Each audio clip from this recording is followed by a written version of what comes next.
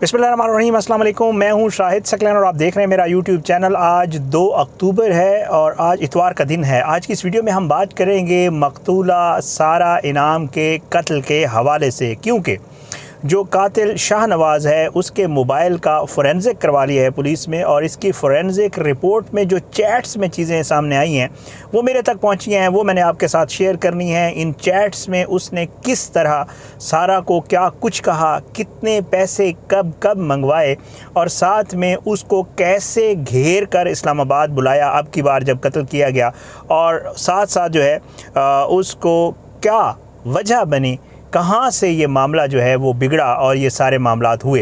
ये सारी चीज़ें जो है इस चैट से क्लियर हैं। ये चैट जो है जो मेरे हाथ लगी है मैं थोड़ी सी आपके सामने रखूँगा, उसका खुलासा। बहुत लंबी चैट है, पर्सनल चैट भी है, ज़ाहिर बात है वो चीज़ें नहीं बताई जा सकती होती, लेकिन जो इस कत्ल से जो चीज़ें जो है वो साथ इस कत्ल से मुताल्लिक हैं वो मैं आपके साथ शेयर कर दूंगा। बहरहाल जी, ये मामला जो है ये 26 जुलाई से जो पुलिस ने फोरेंसिक करवाया है, दैट्स फ्राम 26 जुलाई। 26 जुलाई से जो है इनकी चैट का पुलिस ने फोरेंसिक करवाया है। उसमें मुख्तलिफ़ चीज़ें हैं।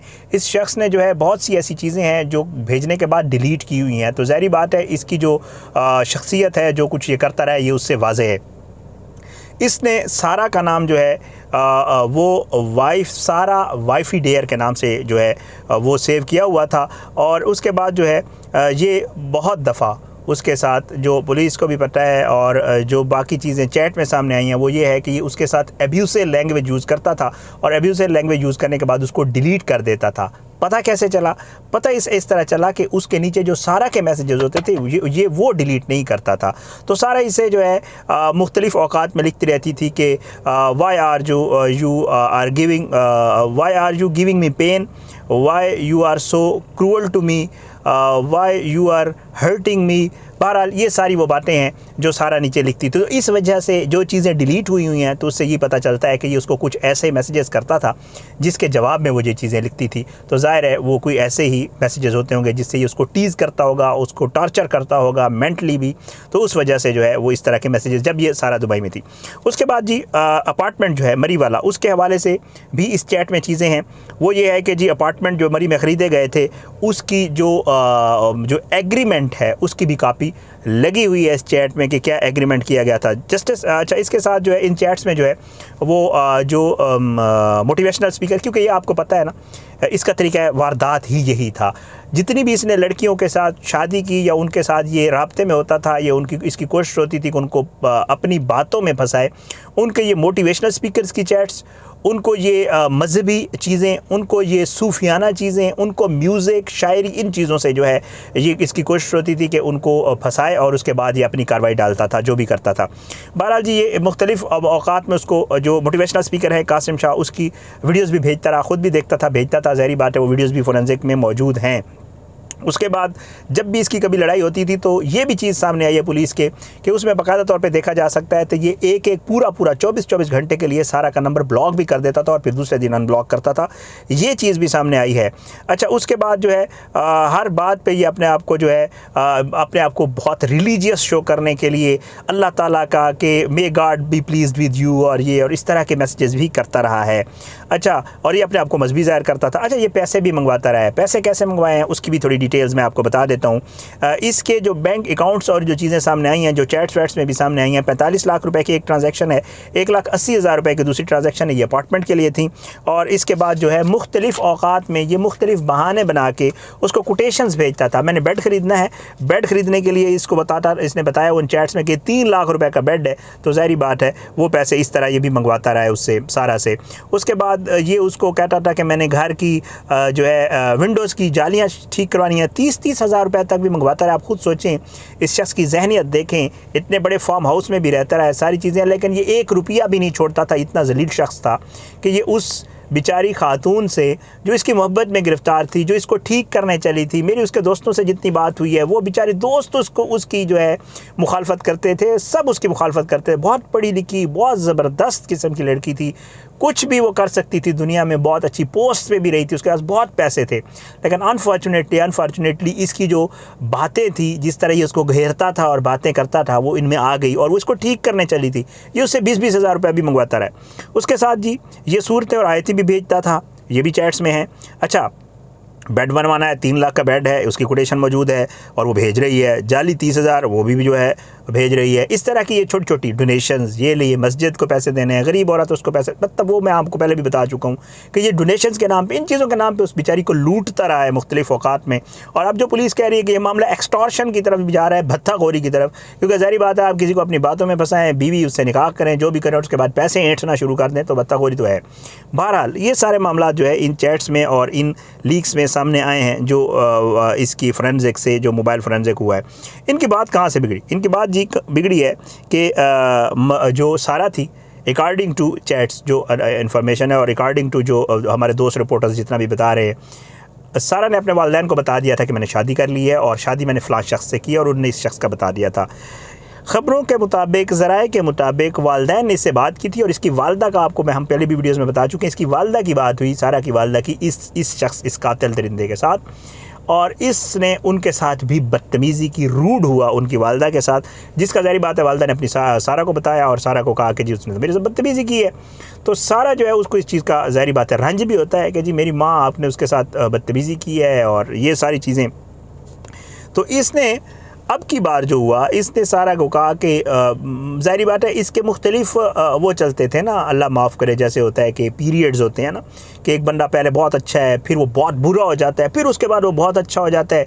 और वो बेचारी मजबूर थी, उसने निकाह किया हुआ था, वो इससे मोहब्बत करती थी, वो इसको ठीक करना चाहती थी, वो इसके बात में आ जाती थी। जब भी कहता था, जब रूठता था तो इसको मनाने की कोशिश करती थी, इसको मिन्नतें करती थी, इसको तरले करती थी, कोशिश करती थी। उसको कहता मैं आपको छोड़ दूँगा, वो कहती थी नहीं आप प्लीज़ मुझे ना छोड़ें। मतलब इस तरह ये मामला चलता था। तो अब की बार इसने क्या किया, अब की बार जब पाकिस्तान बुलाना था तो इसने सारा को ये कहा कि जी आप पाकिस्तान आ जाए, हम बैठ के बात कर लेते हैं इस मामले के ऊपर। ये वाला जो मामला था, जो रुखसती वाला, और जो आपको सामने आया कि इसने माँ को रात को मैसेज किया, यकीनन सारा इससे ये बात करने के लिए पाकिस्तान आई थी और यही वजह बनी थी इसके ये मैसेज की। ये इतना क्रूअल था, मैंने आपको पहले भी बताया, ये इतना सफ़ाक आदमी था, ये इतना शातिर आदमी था कि ये उस लड़ाई की वजह से, क्योंकि इसकी सारा के साथ तलखी हुई थी इस मामले के ऊपर, ये उसको एयरपोर्ट लेने नहीं गया, वो मेट्रो कैब करके आई। कैब करके वो सीधी आई, फार्म हाउस पे आई। इसकी वालदा से आपको पता है कि वालदा भी बता चुकी है कि जी मुझे पता था कि वो बच्ची आई हुई है, जो भी है। वो इससे ये बात करने के लिए आई हुई थी, इसने उससे निकाह किया हुआ था, वो शरन इसकी बीवी थी। इसने उससे कहा कि आप बात कर लेते हैं। जब बात करने के लिए वो बेचारी आई, उसकी इसके साथ ज़ाहिर बात है तलखी हुई होगी। उसने इसे कहा होगा कि जी तुमने ऐसा क्यों किया है, जो कुछ भी है ये अल्लाह ताला बेहतर जानता है, क्योंकि ये उन दोनों के बीच का मामला है।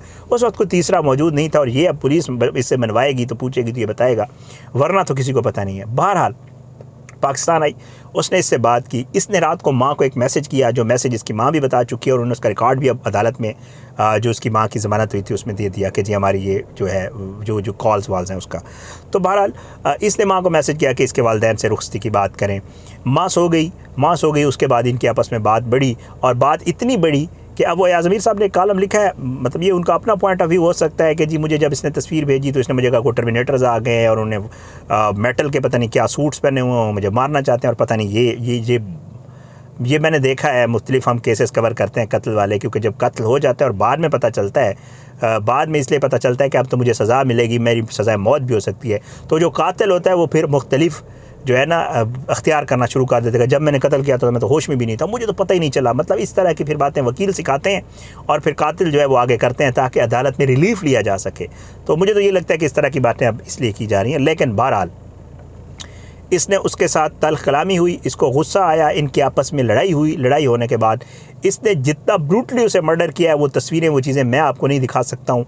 वो तस्वीरें जो आई हुई हैं, आपने शायद कोई एक तस्वीर देखी हो, बहुत सारी तस्वीरें जो पुलिस ने बनाई हैं, और उसमें इसने एक साइड तो बाकायदा तौर पे, खुदा न खास्ता अल्लाह ना करे किसी की बच्ची के साथ ऐसे हो, इसने डंबल मार के, एक डंबल नहीं मारा था, कई डंबल मारे थे, और वो बाकायदा इसने मसख कर दी थी एक साइड।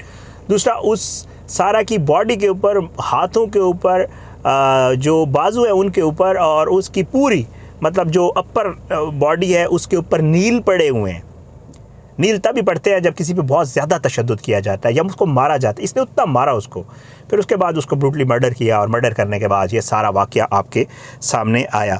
तो ये झगड़ा जो है ये यहाँ से शुरू हुआ था और पुलिस जो है वो ये कहती है कि जी अयाज़ अमीर को इसने तस्वीर भेजी, इसने बताया कि जी ये मामला हो गया है। तो अयाज़ अमीर का ये मौक़िफ़ है कि जी मैं जो है मैंने ये समझा कि शायद कोई ज़ख्मी ना हो गया हो, तो मैंने पुलिस को फ़ौरन कॉल किया और उन्होंने कहा कि आप फ़ौरन पहुँचे ताकि अगर कोई ज़ख्मी है तो उसकी जान बचाई जा सके। ये अयाज़ अमीर अपना कॉलम भी लिखा है, उसमें बाकायदा तौर पे उन्होंने ये सारी स्टोरी लिखी है कि उस रात हुआ क्या था। बहरहाल अल्लाह ना करे किसी बच्ची के साथ ऐसे हो, अल्लाह ना करे किसी वालिदैन को अपनी बेटी के लिए इतनी ब्रूटैलिटी उसके साथ जो की गई, पता नहीं अल्लाह ताला, मतलब मैं तो जितना मिला हूँ, मैं तो उसके वालिदैन से, सारा के वालिदैन से मिला हूँ, ज़बरदस्त पढ़े लिखे लोग हैं, बहुत अच्छे लोग हैं, बड़े मासूम लोग, मतलब मासूम इन अ सेंस कि पढ़े लिखे हैं और मतलब उनको देख के लगता है कि ये वो लोग हैं। उसके भाई पढ़े लिखे बाहर रहते हैं, उसके चचा जो हैं वो सारे पढ़े लिखे हैं, पूरी फैमिली ज़बरदस्त पढ़ी लिखी फैमिली है। और सारा का तो आपको पता है, मैं उसकी प्रोफाइल आपको बता चुका हूँ, मुख्तलिफ़ जगहों से आप उसकी प्रोफाइल सुन चुके होंगे, देख चुके होंगे। तो पढ़ी लिखी लड़की, अच्छी जॉब करने वाली, पता नहीं उसके मतलब अल्लाह ताला ने उसके साथ ये क्या मतलब हुआ, अभी तक समझ से बाहर है कि ऐसा शख्स जिसके हवाले से उसको लोगों ने कहा कि यार ये 2 बीवियाँ छोड़ चुका है, ये नशा करता है, ये है ही यही, इसकी कार्रवाइयाँ यही होती हैं, लेकिन वो क्योंकि उसको ठीक करने चली थी, अपने इंस्टाग्राम मैसेजेस में लिखती थी, 12 सितंबर का इंस्टाग्राम मैसेज उसका मैंने आपको बताया था, जो उसने पोस्ट डाली थी कि मैं उसको ठीक करने निकली हूँ, लेकिन वो उसमें कामयाब ना हो सकी क्योंकि दरिंदे जो होते हैं वो हमेशा दरिंदे ही होते हैं और दरिंदों के साथ दरिंदों की तरह ट्रीट किया जाता है, इंसानों की तरह नहीं। बहरहाल अल्लाह ताला जो है वो सारा की आगे के लिए आसानियाँ करे और अल्लाह करे, हमारी ये हमेशा दुआ भी होती है, कोशिश भी होती है कि जो दरिंदगी करता है उसको उसका बुरा अंजाम जो है वो ज़रूर भुगतना पड़े। अल्लाह करे कि इसने जो एक्ट किया है इसकी सज़ा इसको ज़रूर मिले और अल्लाह करे कि हमारा कानून जो है वो अपना रास्ता बनाए और सारा के वालिदैन को जस्टिस मिल सके। अपनी दुआ में याद रखा करें, अल्लाह पाकिस्तान का हामी नासिर, इसके खिलाफ साजिशें करने वालों को नस्तानाबूद करे, ज़ालिमों को इबरत का निशान बनाए, मज़लूमों को इंसाफ मिले। पाकिस्तान जिंदाबाद। अगली वीडियो में मुलाकात होती है। अल्लाह हाफ़िज़।